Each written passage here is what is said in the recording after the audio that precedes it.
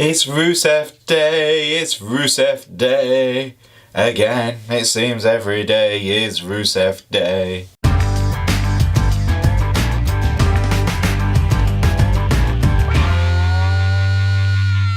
Hey guys, welcome to Smack Talk Wrestling Reviews. I'm your host Boise, and this is SmackDown Live Review. So the show pretty much started off with Shane O'Mac coming out to the ring. Shane O'Mac is still got one of the coolest opening entrances ever. I still like it. I still think he's one of the coolest people in wrestling. And I sound really lame just saying that. Okay, I'll take that.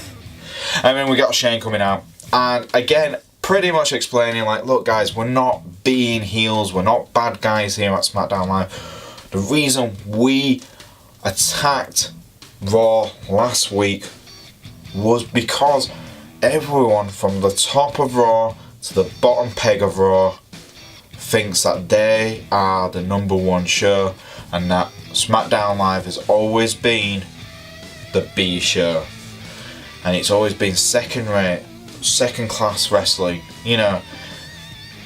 And that's what we wanted to change. That's why we went to Tuesday nights and we came live so we could compete with Raw. And we built this land of opportunity for the superstars who did turn up here, that they would have opportunities more than they would get at Raw. And that it annoys Shane, and it was a good promo. Everything he said, I can see why they've said it. And he goes, look, I see Raw's been around for 25 years, but SmackDown hasn't been around that long, but we have built up our reputation and everything like that. And again, agreed. Shane O'Mac, great promo work, and turned around and said, look, Kurt Angle's captain of Raw, well, I'm going to make myself captain of SmackDown. He did this last year. He made himself captain last year because he didn't think anyone could. Well, no, Daniel Bryan made him captain last year. This year he's made himself captain. So we've got Shane back on the Survivor Series team with Randy Orton, who qualified last week. Okay, but that's fine. Kurt Angle versus Shane O'Mac. We've seen it before. It was a classic back then at the King of the Ring. So awesome, cool. I'll take that. Both guys are going to possibly get taken out quite early, and that's going to be cool for us, because that means, you know who's going to go first, kind of go last, but it's going to be awesome to see both guys compete against each other again. So I'll say, yeah, it's a good, yeah. Again, this was a decent opening, good promo.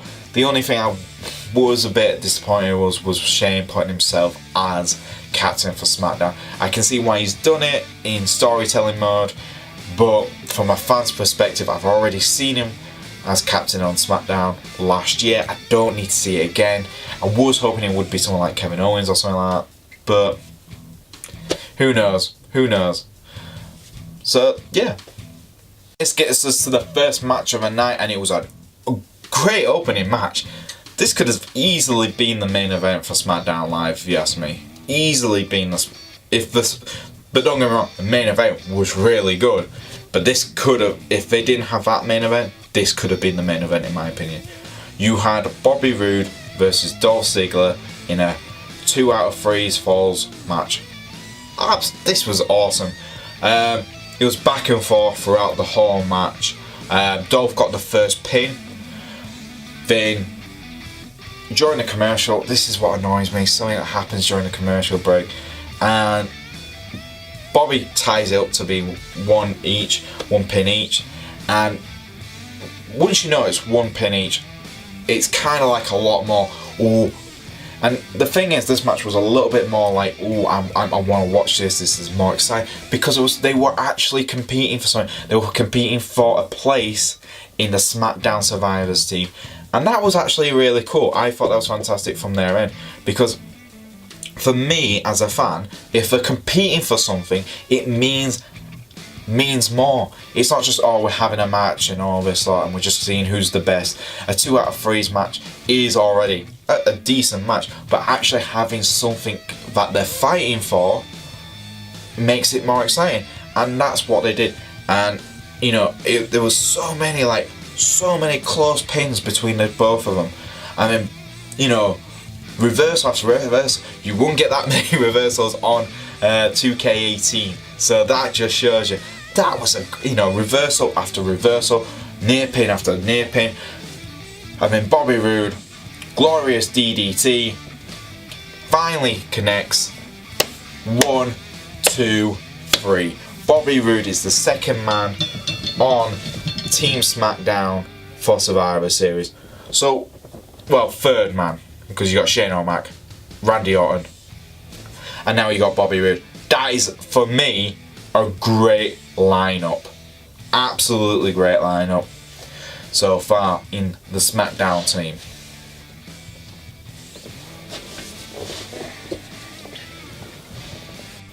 Then we have our third match in the series of Baron Corbin. It's not even a series, it's Baron Corbin versus Sin Cara. Again, third time in 3 weeks. Again, this was an interesting match. Each one hasn't been stellar matches. You're never going to get a stellar match between Baron Corbin and Sin Cara, because neither guy can pull that out of their bag. But it's interesting to see. Baron Corbin lost by count out first match, got DQ'd for beating the crap out of Sin Cara.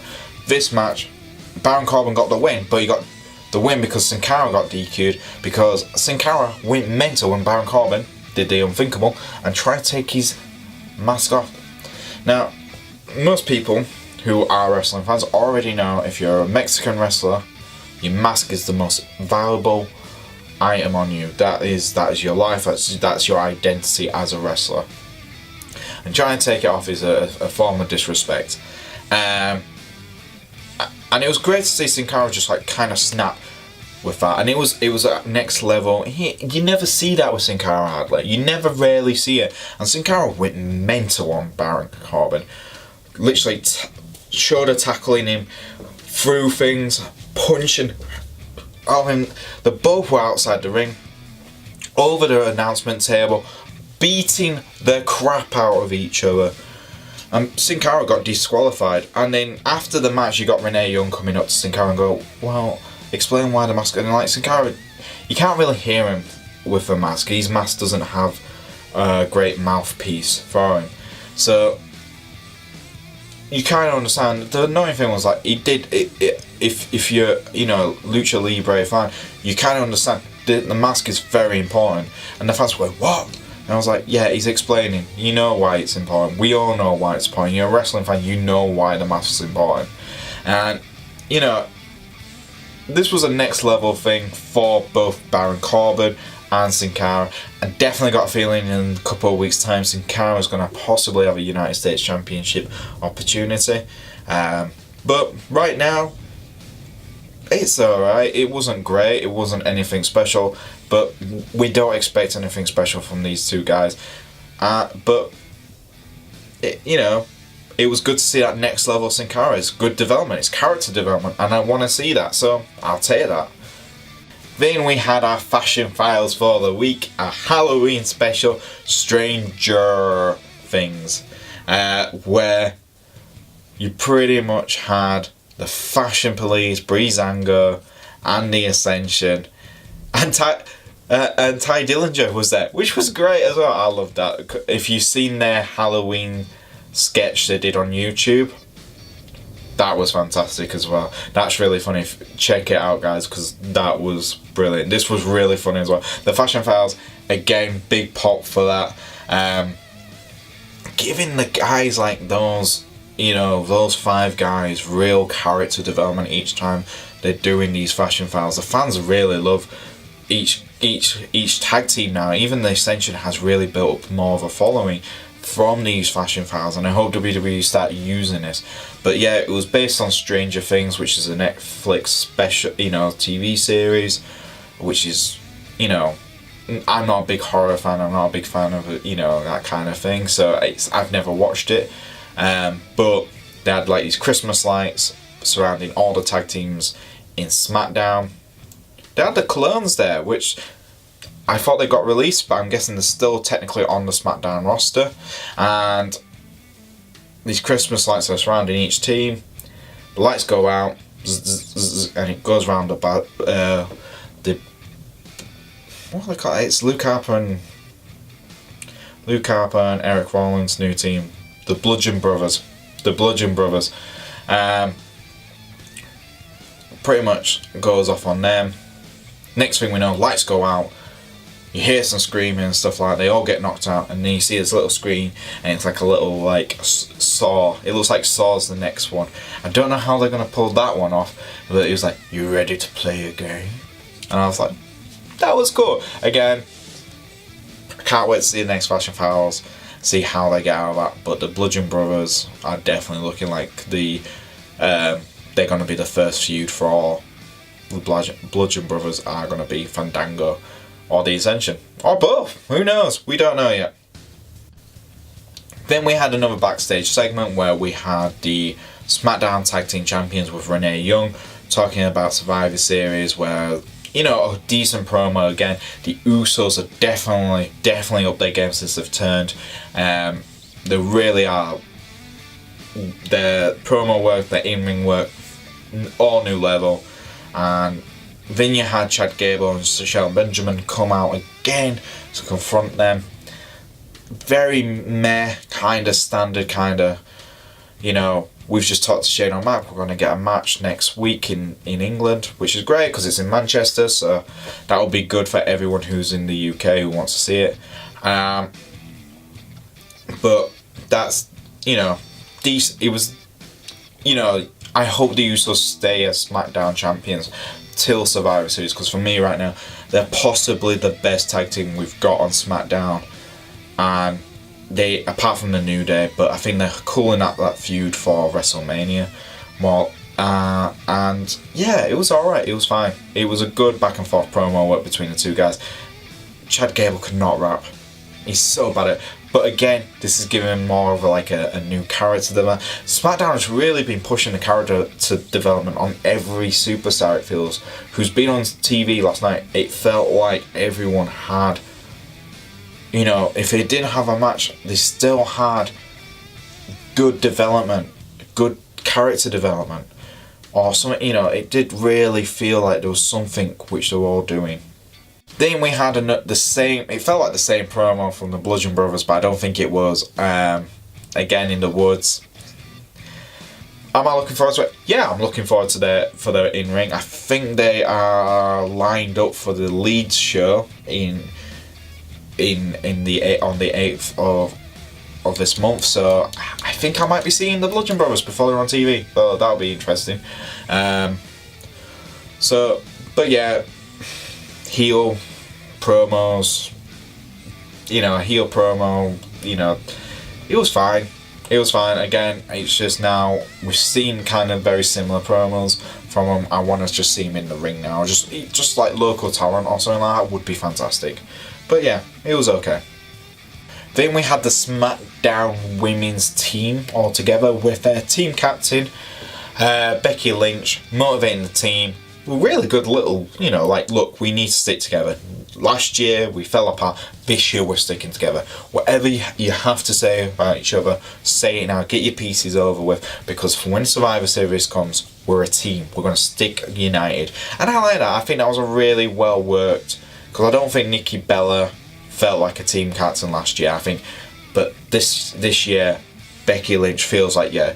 And then Natalya comes out, does all this, oh, I wish, you know, but I'm SmackDown Women's Champion, and I beat you, and and oh, it's like, oh, you know, good heelish kind of thing, but again, it's like Natalya, you know, you're meant to be supporting the SmackDown women, but it might give them all a motivational villain, you know, we all hate Natalya, so let's all work together until Survivor Series is over, and we'll beat the crap out of Natalya. That sounds fine with me. But yeah, it was a fine little backstage bit, and I look for. It feels like the SmackDown team is solid already for the. I think Tamina versus Nia Jax is gonna be the match for the two big powerhouses of the women's division. That will be very interesting to see. Then we had AJ Styles defeat one of the other Singh brother, because he defeated the other one last week. Nothing really to say apart from, for the match itself, it was quite simple. Styles clash, gets the win, and then after that, Jinder Mahal attacks. This is very much feels like rinse and repeat with Jinder Mahal. But it's interesting. This is the first time I think the Singh brothers have been taken out one by one from a challenger. I definitely think AJ feels for me like the best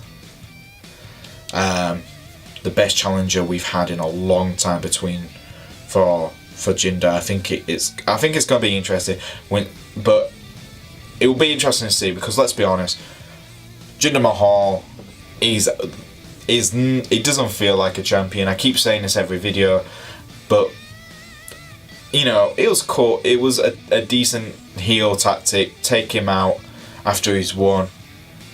Used his finish on AJ twice. The crowd was really, really biting for AJ to get some counter, but I've got a feeling that won't happen till closer to Survivor Series, where they're going to push this rivalry and be like, Shane's like, look, after Survivor Series, AJ, you will take on Jinder Mahal. We already know Kevin Owens has got a title opportunity on the Indian tour, because Jinder posted it online, and I think they announced that AJ will have a match in Manchester against Jinder on the UK tour website, because that's the thing they already advertised the main event for us over here.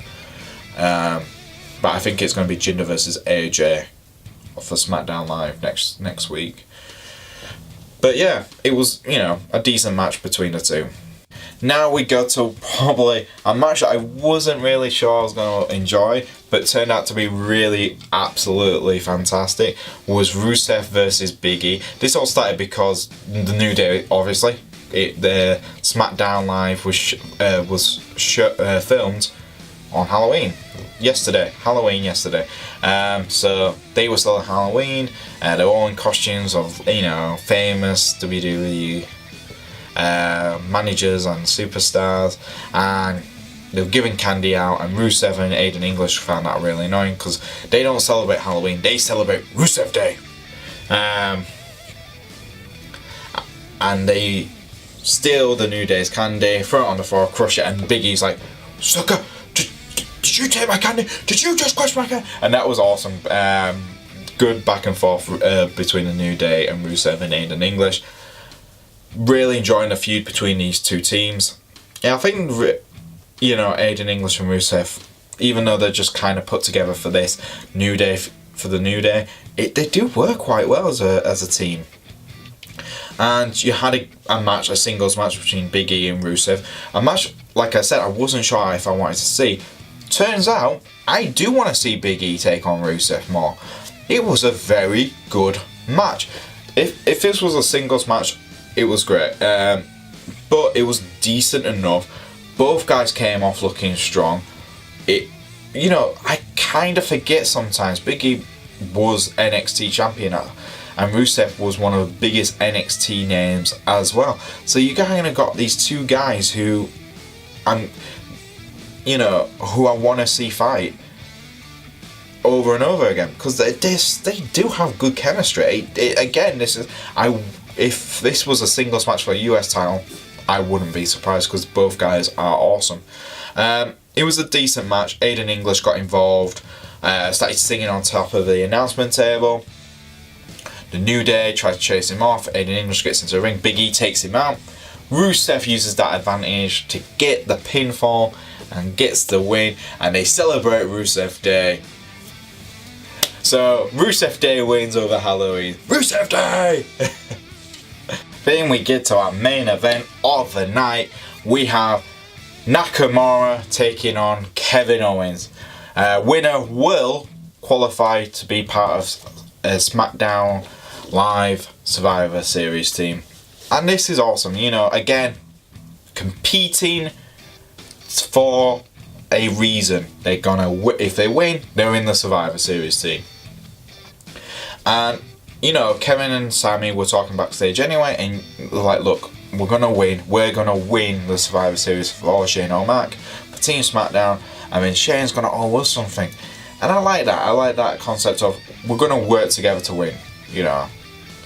And comes out Nakamura and Kevin Owens. They've had good matches before. This is not the first time they fought each other. When Nakamura first came to SmackDown, Kevin Owens was one of his first first couple of matches, and they had some decent. This was a lot more stronger. Because they had something to compete for. They were fighting for something, and for me, this felt more like the Nakamura from NXT. I think Nakamura does compete better when he's got someone who's talented, like Kevin Owens, and they are competing for a reason. And it felt like the King of Strong Style had finally turned back up at SmackDown Live. The match itself was back and forth. Both guys just seemed like they definitely wanted the win for themselves, so they could just prove that these guys are the best in the company.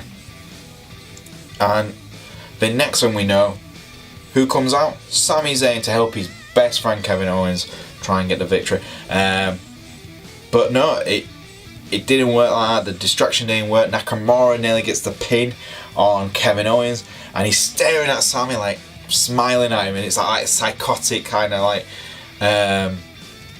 That it was just amazing. I mean, KO gets out, tries to take Nakamura out, and then both again, like I said, Sami was kind of like that distraction around there. KO's getting desperate at this point, and he just looks at Sami and goes, "Move the table," and Sami's clearing the table out. I think someone actually in the crowd actually got hit with the announcement table, SmackDown Live part. And next thing we know, Randy Orton's music hits, and Randy Orton is next to Sami Zayn, whoosh, right through a table. It didn't go through the table, he was on top of the table. Sami gets taken out. Distraction. Nakamura gets the win with his finisher. Very decent match for the main event. Like I said, if this match wasn't on, the Bobby Roode and Dolph Ziggler match should have been the main event, but this was such a good match. Nakamura has claimed the second to last spot for SmackDown Live now for the Survivor Series, so we've got one more spot left. We did find out later on, during the night, that was going to be Rusev versus AJ Styles for the last spot. I'm hoping it is AJ who gets that. I mean, we've got a really powerhouse kind of team on SmackDown. I think that's going to be the best team on SmackDown had. I think last year it didn't feel as strong. This year it does feel like it is. It could be the strongest team we've seen in a long time. A bit disappointed because my favorite wrestler isn't going to be on the Survivor Series. As we know right now. But right now the lineup looks absolutely amazing. I can't blame Randy Orton because Nakamura is he's on that other level, and if it's Survivor Series, I think he will come out looking strong on that. The match itself, like I said, it was so back and forth. At some point I was like, oh my god, has KO done it? No. And then again with Nakamura, you just didn't know who was gonna get the win. It was so back and forth. It was brilliant. And again, because they were competing for something, it felt a lot more like the fans could get more invested. And that's it for SmackDown Live for this week. I want to hear what you guys have to say at the comments below. If you do like our videos, please like and subscribe. You can follow me at Boise88 if you really want to. And I will see you guys next week on Smack Talk Wrestling Reviews.